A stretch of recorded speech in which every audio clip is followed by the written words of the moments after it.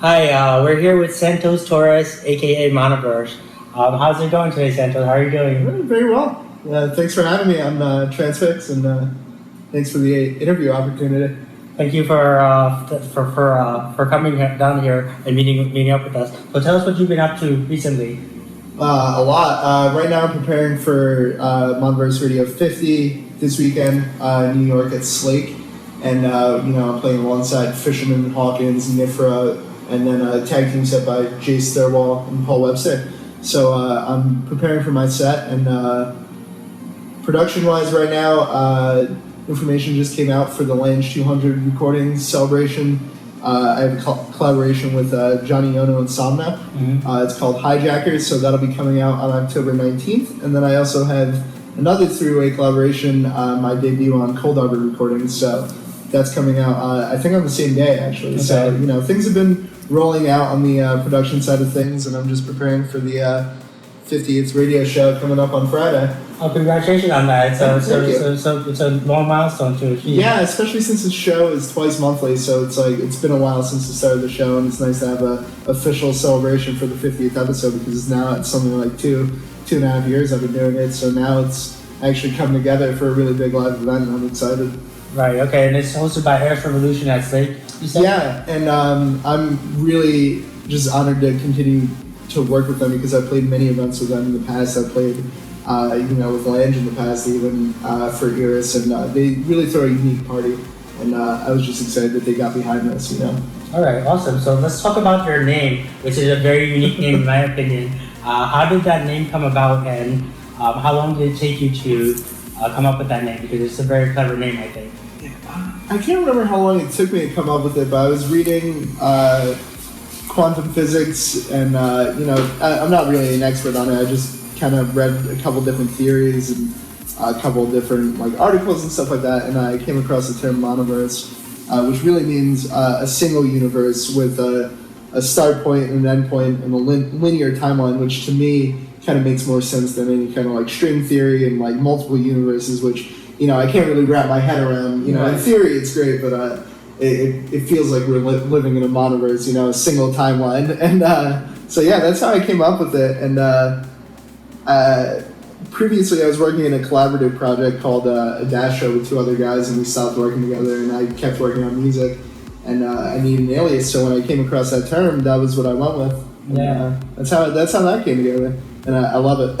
I love it also, musically, Monoverse, it just works really well. There's a little bit of wordplay with the whole mono versus stereo, so I thought that was cool, and and the great thing is when you search on Google Monoverse, I'm kind of the first thing that comes up, so that makes it easier too, Yeah. Let's talk about how you got into trance. We all have a story about how we got into trance, and the event that led up to it. What's your story? So I started listening to trance because of video games. I used to play this game Counter-Strike competitively, and I used to watch these videos that people would put together of themselves playing, and I remember a couple of the videos that I came across had old PVD live sets, and one I specifically remember was there was a track Spencer and Gillen Twisted that was in it, and it's a classic trance track, and I remember 12 or 13, I was like, what is this music? So I started looking up more live sets from Paul Van Dyke and Armin and Tiesto, and that's how I actually got into it. And so I've been listening to it for a long time, over, I guess, what am I now? I'm 25 now. I started listening when I was 12, so basic math says I've been listening to trance for 13 years. And eventually I just decided that I would start DJing and putting together mixes, and then from there I thought I could offer more, start creating my own music, and that's where I'm at now. Okay, so did you start DJing or producing first? DJing. I used to make sets for for myself and for friends to exercise to and that sort of stuff, go for runs, and that's how it kind of came together, me messing around on virtual DJ and pirated software to put together mixes, and then eventually I came across someone looking for local DJs on the Trance Addict forums, and that was how I first kind of got out of my bedroom and started DJing. I played in a sushi lounge in Teaneck, and that actually became a regular thing, and that's how I started DJing outside of my bedroom. Mm-hmm. But it started this really small kind of hobby, and then grew into something huge. Well, for me, it's huge. You know, listening for how long I have, it's amazing to say that some of the things I've done. You know, so it's really kind of shocking to think back on that. Right, I think it's huge, especially with the success of your recent single, Supercell, which also got played on State of Trance. Yeah, I'm really happy about that one, especially since FSOE is such a big brand right now, and they do such a great job like promoting music and bringing up smaller artists. Like I'm really excited for that release, and I'm working on more stuff to work with them in the future. You know. Yeah, it's a great single. Thank you. Also, I think we grew up in the town next to each other. So tell us what the scene was like growing up. As you started listening to trance, and were your friends into trance at the time? No, I think you know, coming from New Jersey, electronic music was probably non-existent when we were younger, and everyone that I knew listened to like punk rock or rap or whatever. And I mean, even I did. I don't think I actually shared the fact that I listened to electronic music when I was younger, just based on that, because I would go to like punk rock shows with my friends, and I knew nobody really wanted to listen to this quote unquote techno nonsense, you know. So yeah, when I was younger, it didn't really affect me in the sense that like I had people to share it with. I eventually found those people, online or in events in New York. But I would say listening to different types of music, when I was younger, like just growing up in New Jersey with the punk rock scene and everything, I think that has an influence on me, musically. But I never really had anybody around me that listened to trance or whatever. All my friends thought I was kind of weird for listening to trance and enjoying it. They're like, I can't get into this. The songs are too long and repetitive. Everyone used to refer to trance, house, no matter what it was. One word, it was techno. It was techno, yeah. I remember, like, all my friends would be like, why do you listen to techno music, Yeah, it's not techno, it's trance. God. Keep correcting them. So what can we expect from you within the next upcoming months before the year ends, as far as releases and gigs are concerned? Well, gig-wise, I'm really just focusing on the Monoverse Radio 50. I have another show at the end of October, Electric Fairy Tale out in Fresno. That's alongside like Solar Stone, Thrill C, here's Alex Morph. And so I think those are really the two main shows. I'm working on a couple other things for the end of the year, but after Monoverse Radio 50, I'll be lining stuff up for 2016. So show-wise, that's about it. And then, like I said, I still have stuff coming out on Cold Harbor, Lange, a couple remixes that have still not been released yet. So still a lot on the production front coming out that I can't really, I don't want to spoil too much, but there's still a lot to be excited about at the end of the year. But I'm really looking forward to next year and just planning a bunch of different stuff. And like I said, continuing to work with some of these labels and artists, Okay. So as far as the trance scene in New York City is concerned, it's been thriving over the past couple of years, especially with Escala entering the scene. Where do you see the trance scene heading in New York City within the next 5 years? That's a tough question because the trance scene has always been really stable in New York. But it's never really been big. And now we're noticing a couple bigger events, like Escala had FSOE 350, and the American scene is just getting bigger as a whole. There's like Dreamstay out on the West Coast, which is this amazing festival that I'm really hoping comes to New York. So I think that's going to be the next step for New York, is really just more consistent, bigger events. The club scene in New York has always been amazing. There's always been any given month, there's like 2 or 3 really great trance nights, all across the whole spectrum too. It's not just like uplifting trance, there's progressive, and so it's always really thrived in that sense. But I think the next logical step is just more, kind of festival scale trance events, So I'm really looking forward to that. I'm hoping that's where it goes. That would be huge for New York City if we could have a festival like Dreamstay coming here. Yeah, and I think there's definitely demand for it. I think Escala, did this amazing thing doing Hammerstein Ballroom for FSOE 350, and that kind of put us on the map for, being this place that can draw a trance crowd, and hopefully Insomniac will see that. They'll look back and reach out to somebody here and, get together for a big festival, and I would love to be a part of that, or just see that happen in New York, Yeah, especially with the group like Trance Scene Northeast. Yeah. It's a huge group, over 2,000 members, I think. Yeah, and it keeps growing, and there's more people, and that's something about the New York scene is no matter what, there's always a constant, even when, people kind of grow out of it or they move on to different things in life. There's always fresh blood, there's always fresh faces coming in. So that's the one thing New York has going for it. I think it'll always be just constantly growing, or so we hope. Yeah, so we hope. I don't see the scene ever going away, especially with the following that we have up to this point. And let's talk about some of your favorite trance tracks of all time and why they're your favorite tracks. Oh man, yeah, this was a tough one. And every time I think of this question, I come up with different answers.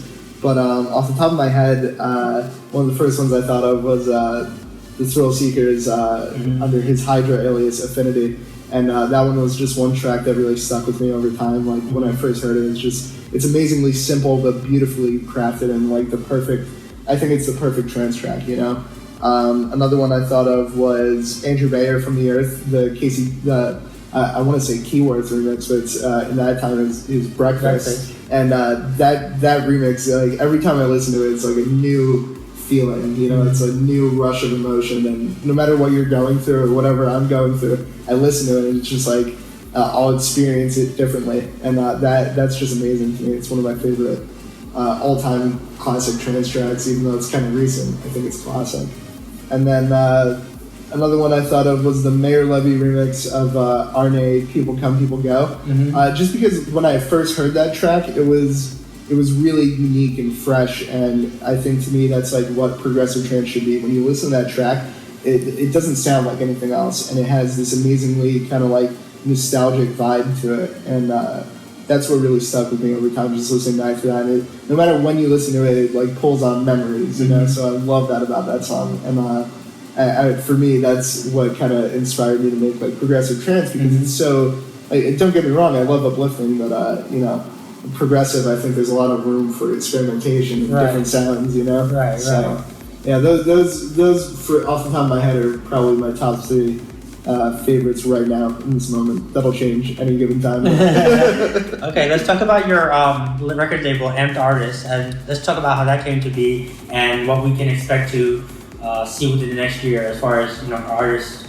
Well, right now it's going through a kind of transitionary period where I'm working on things to kind of make it a bigger deal and kind of be able to grow the label and the artists in a better way. But so yeah, early 2016 you'll see some changes with Amped, and we're partnering up with a couple other artists and labels in a similar position. So that for now is the next step, and I'm actually working currently on getting that together, making that happen. But you'll still see a couple of our kind of guys who I consider to be staple Amped artists, people like Joshua Allerton. He's been releasing on like progressive labels like Silk and Elliptical Sun. He does this amazing kind of summer progressive vibe that I love. So you'll be seeing more from him. Hopefully Dennis Peterson, just because I love his kind of like old school uplifting vibes. And yeah, so you'll see some of the guys come back to the label. And of course, I'm willing to work with whoever sends us quality music, but right now I'm focusing on kind of doing this merger. I don't want to spoil too much about it, but it'll definitely kind of grow the firepower behind the label, and especially where I am right now. I think that's the next step for me, being able to grow my brands in a better, more consistent fashion, So that's the next step for Amped. Okay, awesome. What about when it comes to production? What are your favorite soft synths and hard synths to work with, and some effects? No hardware. I would love to get my hands on a Virus TI or something, but it's not really realistic, for a bedroom studio to just have like hardware and like racks sitting around in your bedroom. It's just not going to happen. But soft synths, Silent, Massive, Spire, a little bit of Yuhi Diva. And those are really my main ones. A lot of Silent, just because I'm so familiar with it and it's really easy to use. Processing-wise, probably like the Fab Filter bundle is just some of my favorite plugins. Valhalla DSP, they put out these great reverbs that I love using. And let's see, what else can I plug here? Oh, Cytomics, the glue. It's this great compressor that I use on everything. So that's one of my favorite plugins. And Thankfully, it's built into Ableton Live 9 now, so it's like I don't even need the VST, but I just love that plugin. Okay. So, as a budding young producer, what were some of the toughest obstacles that you have to overcome?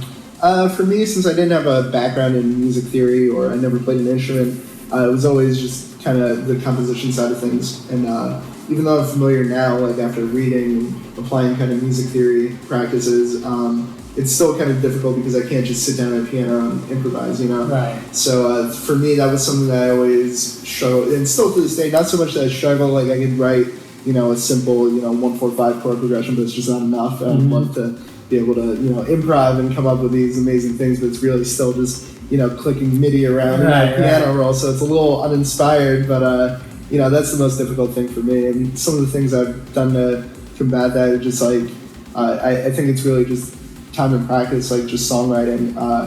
It really helps just to sit down, even if you don't make it with the purpose of making a trance track, just writing chord progressions, melodies, harmonies, that sort of stuff. So that's always been the production side always came easy for me. It was always the composition side that was kind of more difficult. All right. Now, on the subject of composition, when you start writing a track, what do you work on first usually? Always the chord progression. Just because, like I said, like I'm never happy with just like a really simple chord progression. And since I didn't have like a background in music theory, sometimes I come up with these obscure kind of like they're not like classical, you know, 1-4-5, you know, that sort of stuff. And I think that benefits me in a way. So, and then after that, you know, chord progression, you know, lead melodies, and then harmonies, and then from there, you know, I start doing sound design, and then I put it all together with like, you know, kick drum, bass line, percussion, that sort of stuff. And then last stuff, and the most tedious part, I think every producer will agree, is like effects work and like, you know, transitional stuff. So I always save that for last just because I don't want to deal with it. Transitions are very tough. Yeah, in trance. And everybody agrees. It's like you get to that last, you know, you get 90% of the track there, you get the melody, the harmony, you get the arrangement done, and then you're like, God, I need to add all these, you know, effect stuff, white noise and, you know, crashes, and I'm like, ugh, it's a headache. You know? But, you know, that's why I tackle everything else first. Yeah. Well, what other talents do you have besides DJing and producing? You know, I've considered myself a strong writer. I've done writing for a gaming magazine in the past, and I've written for like music publications and stuff like that. So I consider myself to be a strong writer. And in terms of other things I enjoy, I guess like you know, just reading. I'd love to do more of it. You know, just enjoying nature, but you know, making music isn't exactly conducive to that. You kind of sit in a bedroom. But skills-wise, I think writing is all I've got going for me. I don't know. You know, making music and writing. What are some of the things that make you laugh the most? Oh man, this is a tough one. I mean, firstly, oh man, brain fart. In terms of, I guess, like just enjoying things, like I love Louis C.K. stand-up. Let's see. I love kind of like dry humor and kind of like cringeworthy humor. Like, so if you watch like The Office, like, I love stuff like that. And random nonsense on YouTube. You know, just really stupid videos. You shut off your brain and just laugh hysterically. I love stuff like that. They're abundant on YouTube. Oh yeah. If you keep looking, like a half an hour later, you're like, what the hell just happened? Where did the last half hour go? Yeah. You get on the weird part of YouTube and you waste the whole day. And then, so that's the sort of stuff I enjoy. Okay. So now let's get to another fun question. We all have a favorite song that we sing in the shower. What's your favorite song to sing in the shower? I'm gonna say Above and Beyond, Alone Tonight, just because I remember we saw Above and Beyond live at Virgin Mobile Free Fest, and they played Alone Tonight at the end of their set, and I started singing the chorus part, which is this really, for someone who doesn't sing, it must have been painful for everybody around me, because my girlfriend looked at me, she's like, oh God, it's horrible. And so yeah, that's my favorite shower song, because I just ruin it for everybody. That's great. Now, what are some of your top foods? Being from New Jersey, good pizza. Good pizza is definitely my favorite. I love Chipotle. Let's see, what else do I got? dessert foods, I love anything white chocolate. I'm obsessed. Anything Chipotle, really. Okay. Chipotle sauce on everything. Anything Chipotle is good, yeah. Those are my favorite foods. Okay, so one more question and then we'll wrap this up.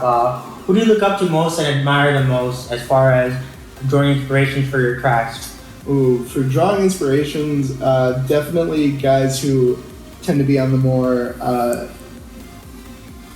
melodically complex, I should say. Like Solar Stones, Thrill Seekers, they write these like beautiful compositions. I really look up for that, and it's really inspiring for me. And of course, like, you know, the classic trance guys, you know, like Tiesto, you know, the staple guys like Armin van Buuren, Paul van Dyk, they've always been inspirational.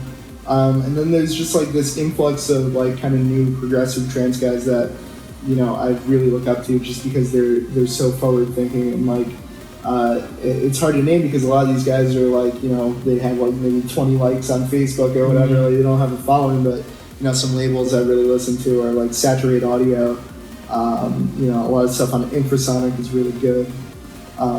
Smaller kind of mid-tier progressive trance labels I really look up to just because they're not really held back by anything. They come up with these really creative releases that I love. So yeah, I think that just about sums up my trance inspirations. Okay, and do you draw inspiration in trance from other genres or other some of your other musical tastes? For sure. I mean, I listen to a lot of like chill out stuff. I listen to a lot of like kind of like post rock and stuff like that, like Explosions in the Sky. I've really been into Tycho for a while now. They put out this like beautiful kind of like electronic infused like I don't want to say rock because it's not, but it's like it's kind of like chill out ambient, and that's really inspiring for me.